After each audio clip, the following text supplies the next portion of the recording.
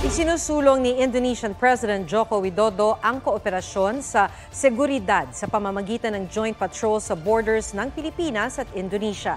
Kabilang yan sa mga usapin sa West Philippine Sea na tinalakay sa pulong nila ni Pangulong Bongbong Marcos sa Malacanang.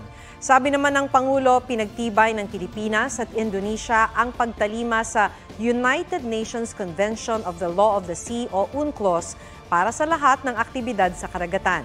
Hinikayat din ni Widodo si Pangulong Marcos na bumili ng anti-submarine warfare aircraft sa Indonesia.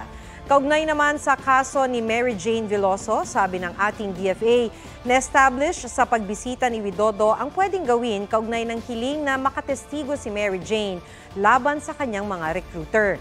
Pwede raw ipadala ang mga tanong ng korte kay Veloso para masagot niya. Umaasa raw si Pangulong Marcos na ang pag-usad ng kaso ay mauuwi sa clemency. Huwag magpahuli sa mga balitang dapat ninyong malaman. Mag-subscribe sa GMA Integrated News sa YouTube. Sa mga kapuso abroad, subaybayan nyo kami sa GMA Pinoy TV at sa www.gmanews.tv.